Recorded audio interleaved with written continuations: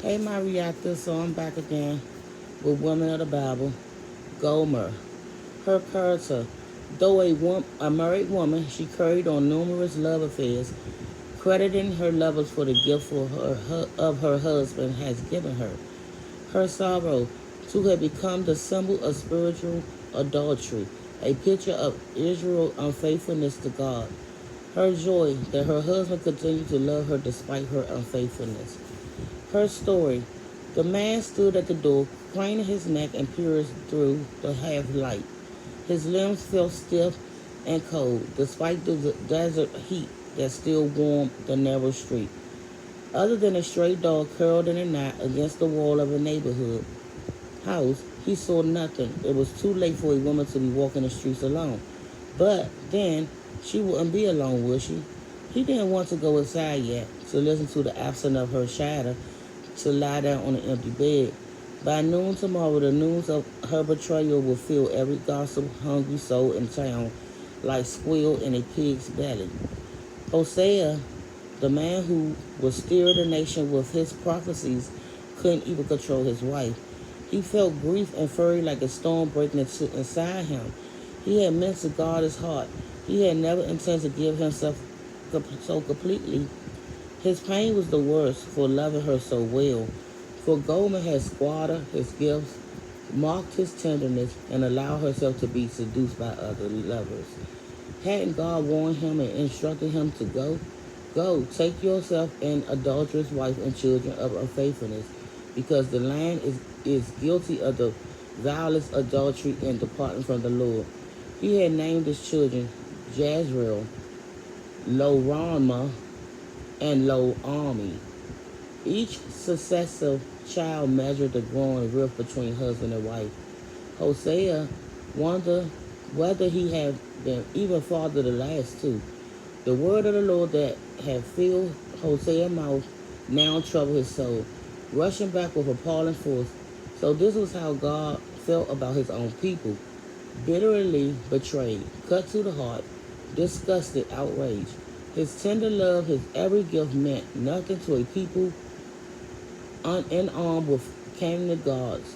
Israel's leading men were the worst whores of all, virtuous when it came to playing the harlot, cheating the poor, and employing idols to bless them with peace and riches. But peace was exclusive. 6 kings had ruled the northern kingdom during a period of just 25 years. 4 were murdered by their successors, and no one captured in battle. All the while, Assyria perched like a vulture at its borders. If only Israel would learn its lesson and turn back to the Lord before it was too late. If only Gomer would turn back. Hosea wanted to shout in her face, shake her awake to her sins. Enough patience, enough of tenderness. She had ignored his threats, shrugging him off so many flies on a donkey. What choice has he now? He would strip and shame her, punish her unfaithfulness. In the midst of his bitterness, grief, he heard the voice of God, strong and clear.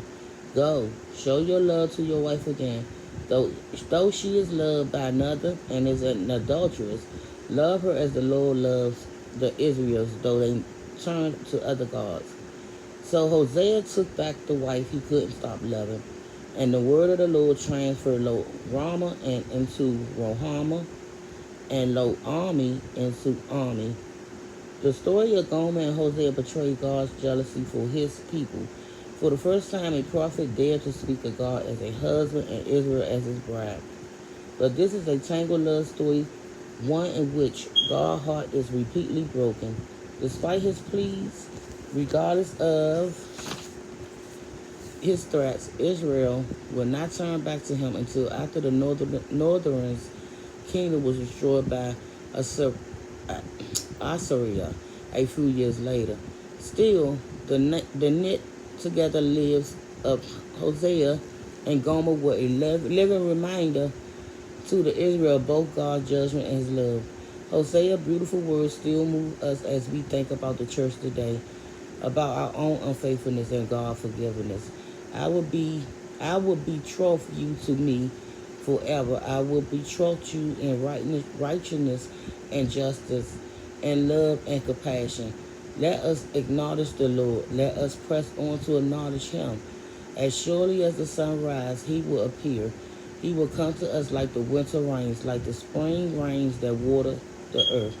No longer Lo Rama, we are Rohama, and no longer Lo Army, but Army.